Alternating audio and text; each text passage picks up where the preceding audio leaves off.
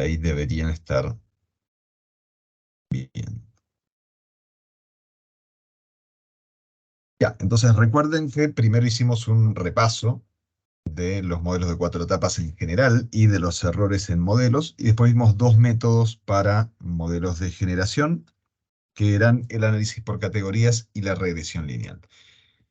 Y vimos una breve introducción a los que son los modelos de atracción, que usan la misma metodología de regresión lineal que en los modelos de generación, pero lo hacen con variables relacionadas con el uso del suelo, que son variables más generales que las usadas en modelos de generación, y por lo tanto estos modelos tienden a ser menos precisos. ¿Está bien? Entonces, repasemos cuáles son las principales fuentes de error que hay en general en los modelos tanto de generación como de atracción de viajes. Por favor, confírmenme que se escuche y que se ve bien. Así seguimos, me lo pueden poner por el chat.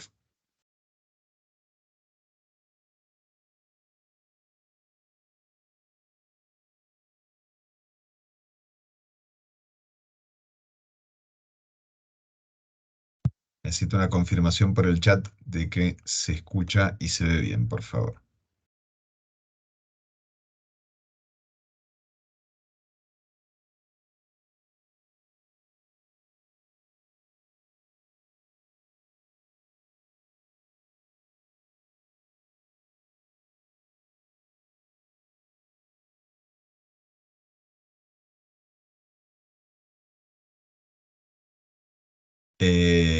Es una buena pregunta, Jorge. Lo de la grabación, esto entiendo que no es en LMS, sino que es en otro sistema, pero sí les subí, a través del LMS les envié un mensaje con un link. Ese link es el que deberían poder abrir para acceder. La verdad que lo más fácil sería descargarlo, pero por un tema de tamaño del archivo no lo puedo descargar y poner directamente en el LMS, a menos que encuentre algún formato muy comprimido en el que me lo permita.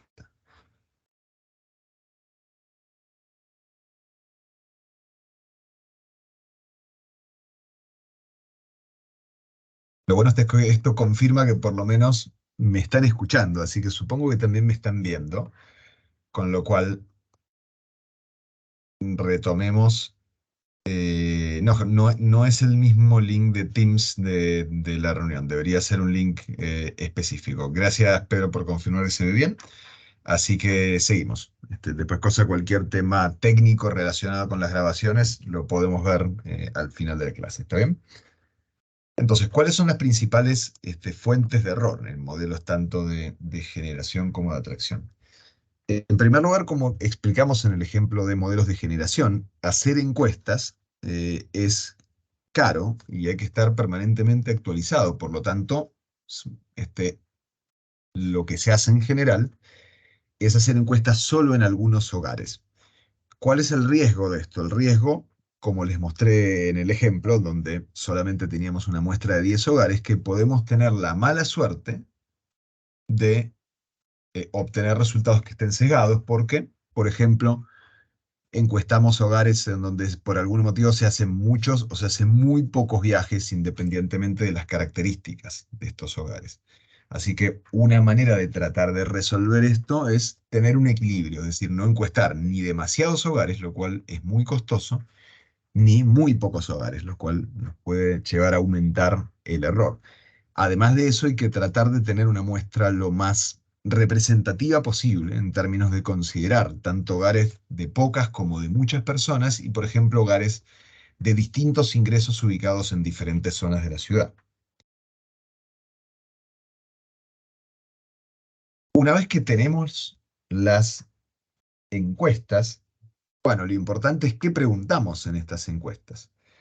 Nosotros sabemos que en modelos de generación, como hemos visto, las variables más importantes que explican cuántos viajes genera un hogar determinado son la cantidad de personas en el hogar, la cantidad de autos y el ingreso. ¿Está bien? Esas son las variables principales en donde uno siempre tendría que preguntar en estos hogares, independientemente de que esas variables después se utilicen o no en el modelo elegido. Pero además podría haber otras variables relevantes, como por ejemplo si la persona trabaja o estudia, el género, eh, no sé, la zona en la que está ubicada el hogar dentro de la ciudad, si tienen otros modos de transporte, como bicicleta, moto, por ejemplo, qué tan cerca están del transporte público, etcétera. Este etcétera puede ser muy largo, por lo tanto, como es imposible preguntar todo, porque las personas no están dispuestas a responder una encuesta demasiado larga y esto es muy caro, siempre pueden quedar afuera variables que podrían ser relevantes en los modelos. Esto es lo que se denomina error de especificación por variables omitidas. Es seguro que en cualquier modelo que ustedes vean, y esto es común a otros modelos, en particular los modelos de partición modal, vamos a tener variables que podrían ser relevantes y que no están tenidas en cuenta por estos modelos. Entonces, eso es lo que se denomina error por variables omitidas. Y además existe un error de agregación, en donde nosotros siempre vimos que los hogares los representamos por zonas. Bueno, esto nos lleva a un error en cuanto a que esas zonas, lo que acá denominamos en el ejemplo zona A y zona B, aquí dijimos que una ciudad se divide en dos zonas. En la práctica, las ciudades, sobre todo las ciudades medianas y grandes, las vamos a dividir en muchas zonas para estos modelos de generación y atracción, porque esas zonas van a ingresar en la segunda etapa, que es la de modelos de distribución, van a ingresar en una matriz.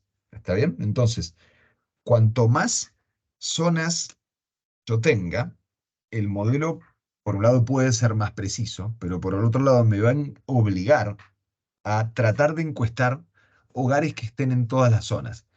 ¿Y cómo defino yo una zona determinada? Esa zona determinada tiene que tener, por un lado, ciertas características socioeconómicas, por así decirlo, homogéneas. Es decir, en una zona uno tiene que tratar de que no se mezclen tanto hogares de mayores y de menores ingresos. Y por otra parte, las zonas suelen delimitar, suelen estar delimitadas por calles y avenidas principales. ¿Está bien? En el caso de Talca, por ejemplo, está claro que eh, la autopista Panamericana, la Ruta 5, como es un eje que divide dos zonas que tienen características de viajes y características socioeconómicas distintas, ese seguramente va a ser un límite entre zonas cuando yo haga un modelo de cuatro etapas, en el caso de Talca. Hay otros límites entre zonas que no son tan claros. Entonces, eso resulta, este procedimiento resulta en otro tipo de error, que es el error de agregación por el hecho de que estoy representando viajes por zonas. ¿Está bien? Entonces, tres tipos de errores. Errores de muestreo, que están dados por las encuestas, errores de especificación por variables omitidas y errores de agregación. Estos son los tres tipos de error principales en estos modelos y en particular el error de agregación es un error que es mucho mayor en los modelos de atracción de viajes que en los de generación, precisamente porque tomamos variables explicativas que son representativas de una zona en su totalidad. ¿Está bien? Entonces, como les dije esta frase, como todo viaje tiene un origen y un destino, cuando nosotros representamos una ciudad en su conjunto, la cantidad de viajes generados tiene que ser igual a la cantidad de viajes atraídos. Incluso ustedes podrían decirme que hay viajes que son interurbanos, es decir, si yo voy de Talca a Linares, por ejemplo, ¿qué pasa eso con ¿qué pasa con ese viaje en un modelo de cuatro etapas? Bueno, lo que se hace cuando yo quiero hacer un modelo de cuatro etapas, por ejemplo, de Talca, y hay viajes que van de Talca a Linares, donde termina el área urbana de Talca, en la práctica ponemos, digamos, condensamos todo lo que va hacia afuera de Talca en una zona ficticia, y eso le denominamos zona externa. ¿Está bien? Una vez que sale de la ciudad, no nos importa qué es lo que hace, pero tenemos que contabilizar tanto el origen como el destino de ese viaje. Entonces, la cantidad total de viajes generados tiene que ser igual a la cantidad total de viajes atraídos. ¿Está bien? En el conjunto de las zonas. Entonces, vamos con un ejemplo. ¿Qué es lo que podría pasar en la práctica? Como los modelos de generación y de atracción se estiman por separado, es probable que obtengamos un total distinto de viajes generados y de viajes atraídos. Entonces, vamos a suponer que seguimos con la ciudad de dos zonas, A, B, y que la zona A tiene 700 hogares. Según el modelo, cada uno de estos hogares genera un promedio de 6 viajes y atrae 3.000 viajes. ¿Está bien? Mientras que la zona B tiene 500 hogares, que cada uno de ellos genera 8 viajes en promedio, y esta zona trae 5.000 viajes. ¿Está bien? Entonces, si nosotros sumamos, vemos que la cantidad total de viajes generados es 700 por 6, que esto es 4.200, más 500 por 8, que nos da 8.200 el total. ¿Está bien? Mientras que los viajes atraídos son 5.000 más 3.000, son 8.000. Ahí tenemos una diferencia de 200 viajes que la tenemos que compensar. No podemos dejar este modelo tal cual porque no se cumple que la cantidad de viajes generados entre todas las zonas sea igual a la cantidad de viajes atraídos. ¿Está bien? Entonces, si les pregunto cómo corregirían esto, esos 200 viajes que le faltan, por así decirlo, al modelo de atracción, ¿cómo los reparten? Acá pueden poner ideas en el chat.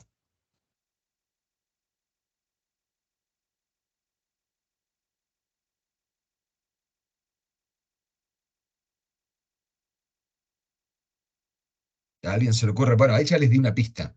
Como el modelo de generación es más preciso que el modelo de atracción, a menos que se nos indique exactamente lo contrario, lo que vamos a corregir son las estimaciones de viajes atraídos. ¿Está bien?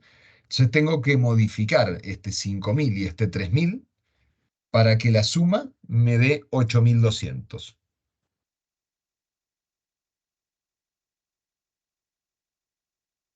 Entonces, ¿a quién se le ocurre? Pueden poner en el chat. Hay varias maneras, a priori, para corregir esto. ¿Quién me puede escribir una forma de compensar esto?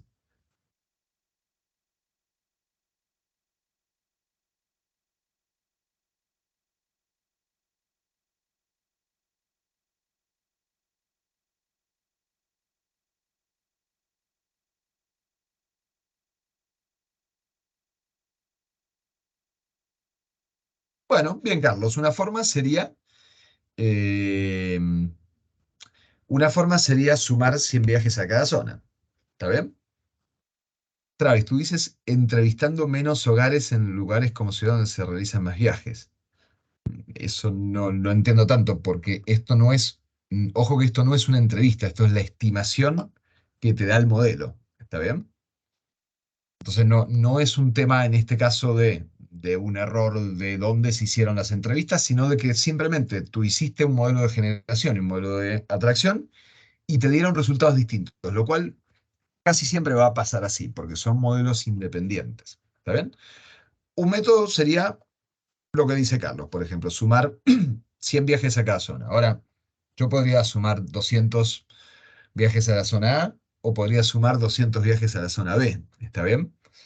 Bueno, la realidad es que no se tiende a hacer ninguna de estas tres. Lo que se hace es una corrección proporcional a la cantidad de viajes originales que tenía cada una. ¿Está bien? Entonces, esto se resuelve con esta fórmula. Por ejemplo, para la zona A, lo que vamos a decir es que la cantidad de viajes corregida es igual a la cantidad de viajes original, es decir, 3.000 multiplicado por 8.200, que era el total de viajes originados generados, dividido por 8.000, que era el total de viajes atraídos. ¿Está bien? Con esto nos aseguramos que la corrección sea proporcional a la cantidad de viajes que cada zona atraía en el modelo original. ¿Está bien? Entonces, en el caso de este, va a ser 3.000 por 8.200 dividido 8.000. Y aquí va a ser 5.000 por 8.200 dividido 8.000. ¿Está bien? Una corrección proporcional. Y ahora vamos con dos ejercicios. Y este es el primero, que es el más corto. El segundo va a ser más largo. Así que empecemos por el más corto, que es un ejercicio en donde ustedes tienen expresiones que corresponden a modelos de regresión lineal. ¿Está bien? Este puede ser un ejercicio típico para el primer control, por ejemplo. Entonces lo que dice es, se desea estimar la cantidad de viajes de un hogar Y, en función de los siguientes datos. Cantidad de hombres del hogar, HI, cantidad de mujeres, MI, ingreso económico medio del hogar, II, que está en millones de pesos por mes, y cantidad de autos en el hogar, XY. ¿Está bien? A partir de estos datos se estimaron las siguientes regresiones. En realidad, el único dato que tenemos es el valor de los coeficientes de cada modelo y el R cuadrado. ¿Está bien? En base a esta tabla, ustedes le pueden poner modelo A, B, C, D, E. El ejercicio les pide que elija la más apropiada de las 5 y justificar. Para esto repasemos cuáles eran los criterios principales de selección de un modelo de generación por regresión lineal. Ya, es básicamente esto. ¿Está bien? Tenemos que verificar qué variables están incluidas y qué variables no, y comparar esto con las variables principales que sabemos que tendrían que estar incluidas, verificar el signo de las variables, es decir, que sea consistente con la teoría y o con el sentido común, verificar que no existan viajes negativos para ningún tipo de hogar, y por último, una vez que descartamos los modelos malos, entre comillas, podemos utilizar el R cuadrado para comparar dos modelos buenos. Y el modelo que tenga el R cuadrado más alto, dentro de esos modelos que quedaron preseleccionados, va a ser el modelo más adecuado. Entonces, volvamos a la tabla, y aquí les voy a dar 5 minutos para que piensen. Esto les recomiendo hacer una hoja y lo que pueden hacer es ir descartando los modelos que son malos y escriben por qué. Y después probablemente les queden dos o tres modelos para comparar y tienen que justificar la elección del mejor. ¿Está bien? Entonces voy a silenciar mi audio y les doy 5 minutos para que lo piensen.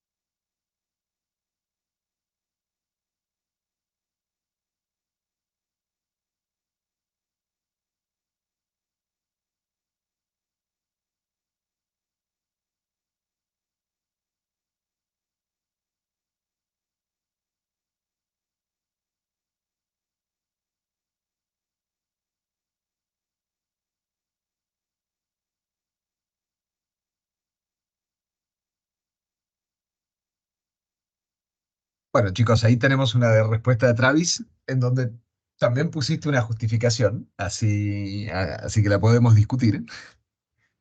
No sé si alguien más tiene alguna respuesta.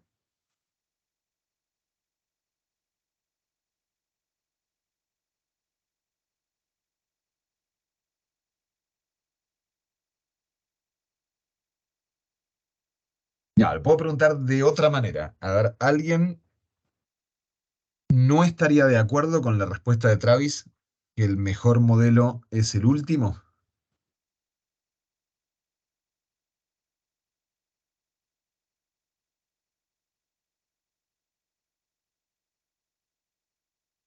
Miren, concentrémonos en el último modelo. El último modelo dice YI es igual a 2,7 más 1,7 HI menos 1,2 MI más 0,5 II más 0,8 XI. ¿Está bien? Entonces, volvamos a los criterios de elección del modelo.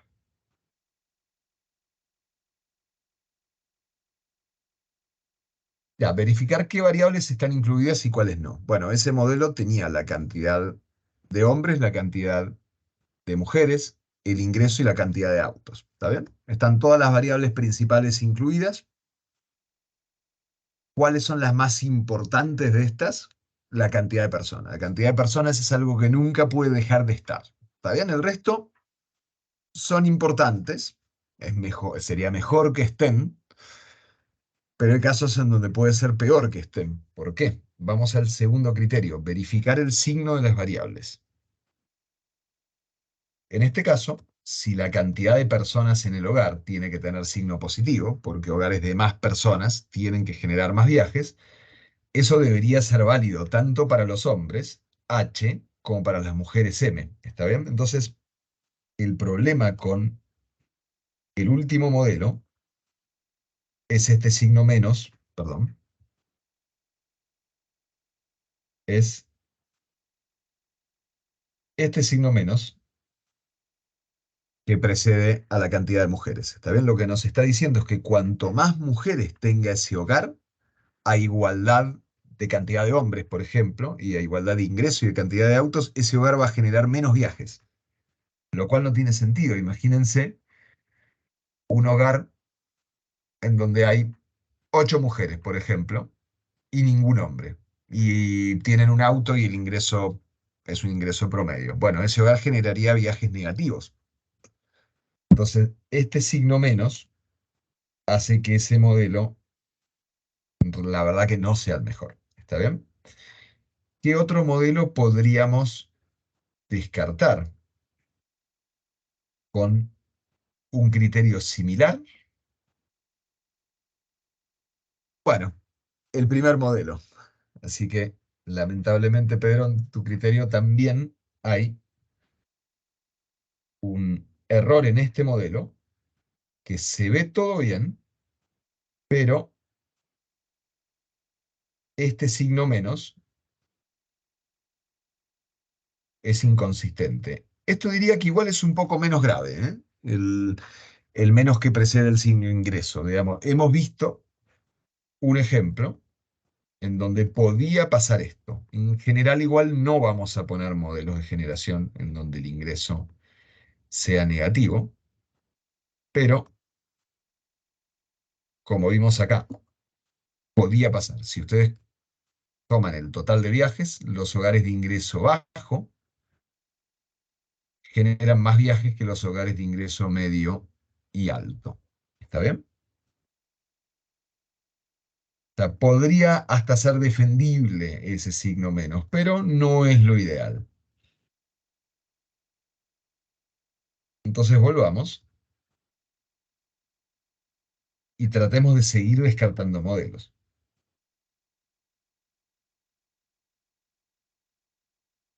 ¿Cuál es el problema del tercer modelo? Fíjense que si tenemos un hogar donde el ingreso no es muy alto y ese hogar tiene una persona, ya sea un hombre o una mujer, este hogar va a generar una cantidad de viajes negativos. ¿Está bien? Y eso tampoco lo queríamos. Por lo tanto, descartamos el primero, descartamos el tercero y el quinto, nos queda el segundo y el cuarto. ¿Está bien? Ahora, el segundo tiene un problema también. Tiene una constante muy alta. Eso no debiera ser grave, pero fíjense que entre las variables incluidas solamente está la cantidad de hombres. Esto nos dice que el hecho de tener más o menos mujeres es irrelevante para la generación de viajes, lo cual no hace mucho sentido. En cambio, el cuarto modelo, pese a tener un R cuadrado más bajo, que igual sigue siendo muy cercano a uno, la cantidad de viajes generados crece tanto con la cantidad de hombres como con la cantidad de mujeres con el ingreso. No está incluida la variable auto, pero bueno, puede ser que en este caso no era significativa, no era importante para el modelo, ¿está bien? Entonces, por lo tanto, el mejor de los modelos, pese a no ser el que tiene el R cuadrado más alto, es el modelo D. ¿Está bien? Así que, Tomás, bien por la respuesta. ¿Ya quedó claro esto? No sé si hay alguna duda o consulta, pueden levantar la mano si les quedó alguna duda. ¿Está bien? Y si no, pasamos a explicar el segundo ejercicio.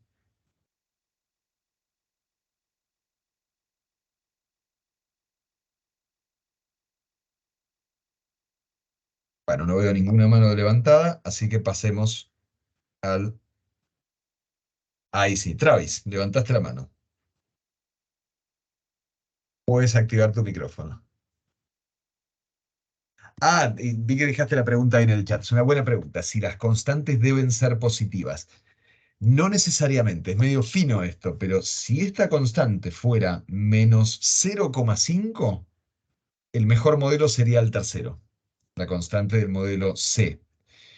Fíjate por qué, porque si esto dijera menos 0,5 acá, cualquier hogar, ya sea que tenga un hombre o que tenga una mujer, el ingreso es siempre positivo, por lo tanto, cualquier hogar con al menos una persona generaría, según este modelo, una cantidad de viajes positiva. ¿Está bien? No necesariamente debe ser positiva, pero tenemos que tratar que si es negativa, que no sea muy grande. ¿Se entiende? Eh, Para decirlo en términos simples, ese es el criterio. Ya, buena pregunta, Travis.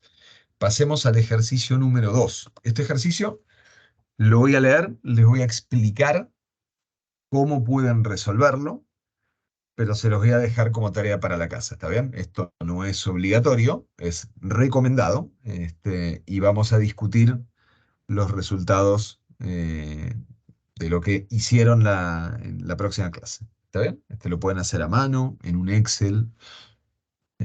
A mano es una buena práctica porque si les tomara algo así en el control, bueno, es la herramienta que van a tener. Pero este tipo de ejercicios, que este es un ejercicio de análisis por categorías, a veces el hacer los cálculos en Excel hace que sea un poco más rápida la resolución. ¿Está bien? Se van a leer el enunciado y les voy a dar un par de pistas para que ustedes lo resuelvan en sus casas. Bueno, tiene una tabla en donde se presenta la cantidad de hogares y viajes generados por cada tipo de hogar por día en una ciudad determinada. ¿Está bien? No sabemos qué ciudad es.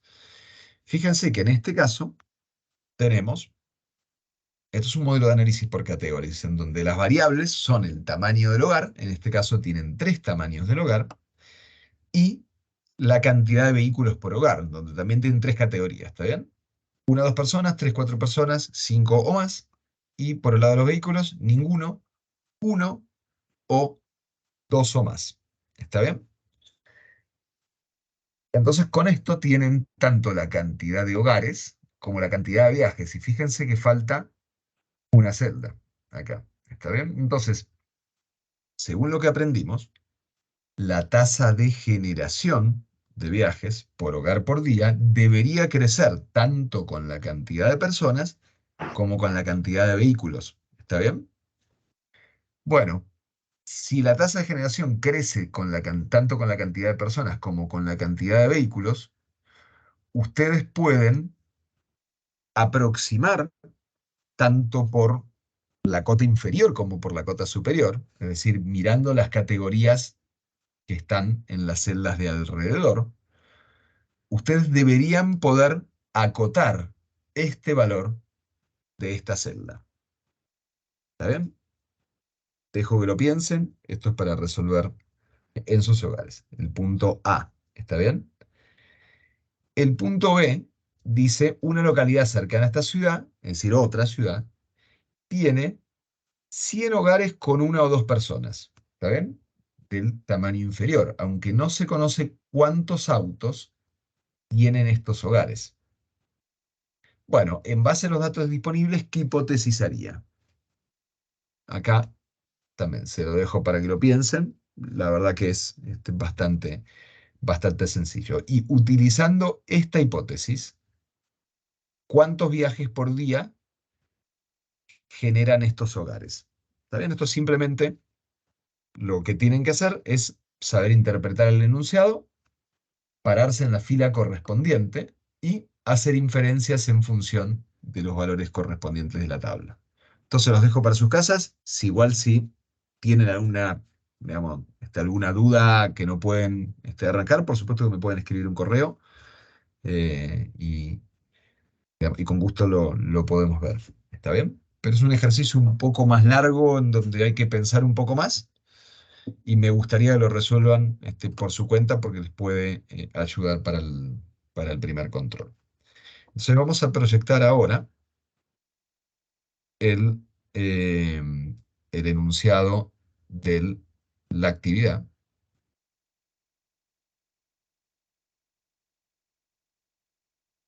Esto tiene fecha de entrega de acá 2 semanas. Por ahora trabajemos con esa fecha de entrega. Después, si hay que hacer algún ajuste, se puede conversar, ¿está bien? No va a ser un ajuste muy largo, digamos, para una fecha posterior, pero entiendo, digamos, que han habido circunstancias, o que hay circunstancias en esta semana que hacen que esto se pueda atrasar un poco, digamos. No es la idea salir a hacer un catastro un día de tormenta, claramente. Entonces, la actividad consiste en identificar un problema relacionado con un transporte en una zona determinada de Talca o de otra ciudad de la región. Esta zona yo se las asigno, por eso es importante. Traes, ¿cuánto vale esa actividad? Eso, si mal no recuerdo, está en el programa. Mira, no quiero equivocarme, pero si mal no recuerdo es un 10% de la nota final del curso. ¿Está bien? Y los trabajos prácticos hay 2 trabajos prácticos y cada uno representa un 15%. Eh, Esto creo que está en el programa del curso, pero ustedes no sé a través de qué sistema tienen acceso al programa del curso. Por lo tanto, también lo voy a subir. Es buena la pregunta porque digamos, no sé si han tenido acceso al programa del curso, se los voy a subir por LMS en todo caso, ¿está bien? Pero si mal no recuerdo, representa un 10% de la nota final. Sí, Madeline.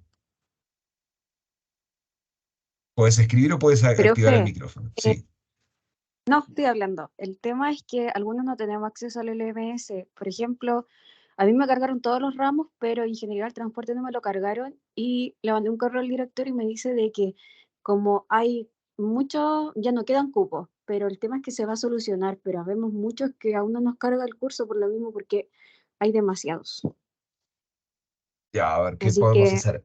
en mi En el caso caso de yo al las menos no actividades puedo. grupales no me parece tan grave en el sentido que seguramente tengan un compañero que esté en el LMS. Lo que sí sé es que del jueves pasado a hoy cargaron un montón de estudiantes del curso en el sistema, porque eran 37 y hoy son 61. Por lo tanto, no deberían ser tantos los que todavía no tengan acceso al sistema. Eh, lo que podemos hacer, a ver, si necesitan algún archivo en particular, me lo pueden pedir por correo. Eso no hay problema. En el caso del anuncio de la actividad, como te digo, sería muy raro que nadie tenga acceso al sistema, pero bueno, en caso de que lo necesiten, se los envío por correo. Eso no hay problema. Pero igual está bien aclarar que todavía no son todos quienes tienen acceso al sistema. ¿Está bien? Entonces, les reitero, por favor, de enviarme el correo electrónico con los integrantes del grupo y que me pongan una indicación de una referencia a la dirección de cada uno, porque trato de asignarles una zona que más o menos quede cerca. Por supuesto que con algunos grupos eso es más difícil que con otros, así que un criterio eh, que pueden tener para formar grupo es buscar compañeros o compañeras que vivan relativamente cerca de ustedes. O en el caso, por ejemplo, de quienes no son de Talca y viajan, si viajan en bus, bueno, se pueden juntar con estudiantes que vivan más o menos cerca de la terminal o de la estación, digamos, pero cosa de tener una cierta afinidad, digamos, en las zonas que frecuentan. ¿Está bien? Así es más fácil para ustedes. Trato de asignarles zonas que sean distintas a cada grupo, eh, pero que no les quede lejos, digamos, del promedio de ustedes. ¿Está bien? Son grupos de hasta 6 integrantes. Em, lo otro, bueno, en este caso, yo sé que son varios de ustedes que ya tomaron el ramo el año pasado. Lo que pasa es que la zona que les voy a asignar va a ser distinta. Así que en este caso, este trabajo práctico van a tener que hacerlo de vuelta, van a tener la ayuda de que la verdad que el enunciado era el mismo, pero cambié la composición de los grupos y cambié las zonas. Por lo tanto, los problemas que van a analizar van a ser similares. Ahora, en términos metodológicos, hay una ventaja para quien está haciendo el ramo en segunda vez, porque la metodología es similar. ¿Está bien? Entonces, esto se divide en 3 puntos. El trabajo tiene 10 puntos en total, de los cuales son 0,5 para formato y presentación. Vamos, soy bastante exigente con el tema de la ortografía, así que este, eh, traten, digamos, de aprovechar ese medio punto que sea por formato y por redacción, básicamente. Y las 3 componentes del trabajo son, en primer lugar, un catastro, que es ir ir a recorrer la zona que les asigné. Esa zona normalmente va a estar delimitada o es una zona delimitada por calles, que se las especifico en el correo de respuesta, o puede ser un corredor en particular. ¿Está bien? Eh, entonces lo que tienen que hacer ahí es incluir el análisis de estos puntos principales. Características de la infraestructura vial, tanto para los automovilistas como para ciclistas y peatones. Características del transporte público, es decir, qué modos de transporte público hay, qué frecuencia tiene. Esto no les voy a pedir de estar el día completo, sino que sea algo aproximado. Si hay paraderos, en qué condiciones están. Eh, el trazado de los recorridos de transporte público, si es que hay recorridos de micro o de taxi colectivo. Una idea del tránsito en las calles principales. Esto tampoco les voy a pedir que estén midiendo durante horas. Pueden hacer un levantamiento, por ejemplo, de 15 minutos. Si ustedes identifican que en esa zona hay una intersección principal, pueden tomar los movimientos de esa intersección durante 15 minutos o durante media hora. Eh, lo más razonable es que esto se haga en la hora de más tránsito en esa zona, por lo tanto, tienen que tener una idea. En ese sentido, si ustedes observan que hay más flujo a la mañana, a la tarde o al mediodía. Y si hay otra información relevante, por ejemplo, si conocen de un estudio que se hizo en tiempos recientes para alguna intervención en particular, pueden también tomar la información de ese estudio. Siempre, lo que siempre tienen que hacer es citar a ese estudio. Em, Y básicamente el catastro es eso, ¿no? Y lo que vamos a ponderar, lo que se ponderará es el rigor en la información levantada, así como las fuentes utilizadas. Es decir, si acá lo que se pide es que ustedes vayan a terreno, por ejemplo, y no que lo hagan todo desde Google Maps, ¿no? Evidentemente se va a evaluar mejor el hecho de ir a terreno, tomar fotografías propias, y todo eso lo pueden adjuntar en el informe. ¿Está bien? En base a ese catastro, a ese levantamiento de información, recomendablemente en terreno, lo que se deriva después, a partir de esas observaciones, es un diagnóstico. ¿Qué es un diagnóstico? Un análisis crítico, tanto de los aspectos positivos como de los aspectos negativos del sistema de transporte en la zona que se les asignó. ¿Está bien? La idea es que este diagnóstico considere todos los aspectos tratados en el catastro y en este punto lo que se va a evaluar principalmente es cuál es su capacidad de reflexión, es decir, su capacidad crítica para definir cuáles son los aspectos más importantes que se derivan del catastro, ¿está bien? Y la claridad en la redacción también es importante. Con en este diagnóstico ustedes todavía no identifican un problema en particular, ¿está bien? Pueden hacer una lista de cuáles son las principales fortalezas y los principales puntos a mejorar relacionados con el sistema de transporte en la zona de estudio. Una vez que concluyan este diagnóstico, tienen que identificar un problema, que es el que van a tratar. ¿Está bien? ¿Cuáles son los criterios de evaluación de este tercer punto?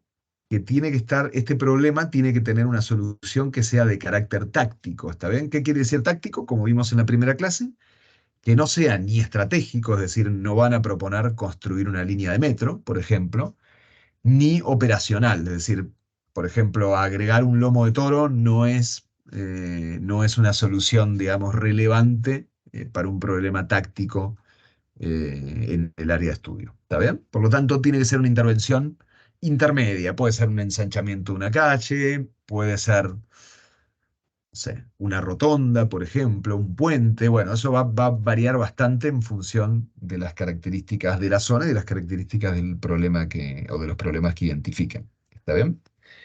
Una vez que definen este problema, eso es la primera etapa de este punto 3, tienen que proponer 3 opciones para resolver este problema. ¿Está bien?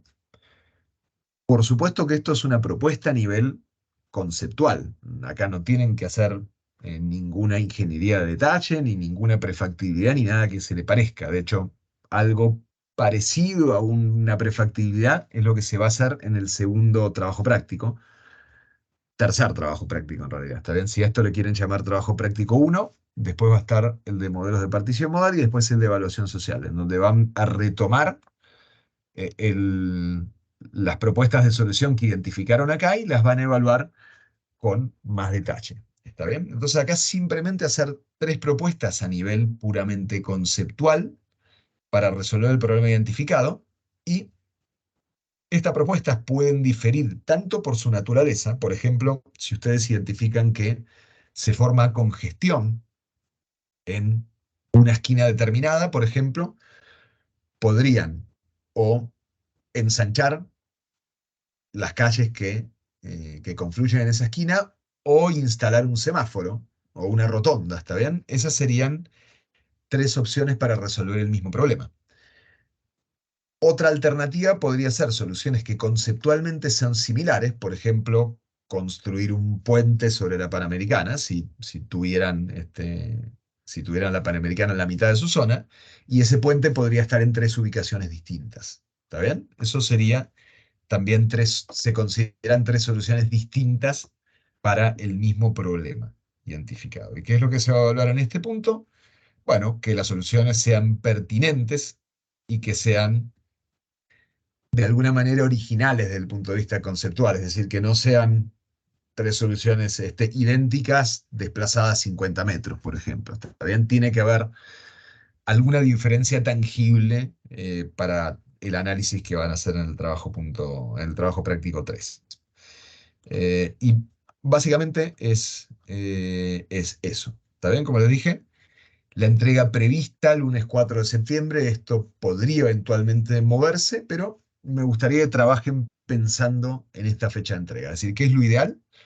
Lo ideal es que cuando termine el mal clima, si es posible, mismo esta semana, juntarse, salir a hacer el catastro. Después de hacer el catastro, se pueden volver a reunir, ya no en terreno, o sea, en gabinete, y a empezar a escribir el catastro y conversar sobre el diagnóstico y la selección del problema. ¿Está bien? No sé si hay alguna duda o consulta y pueden levantar la mano.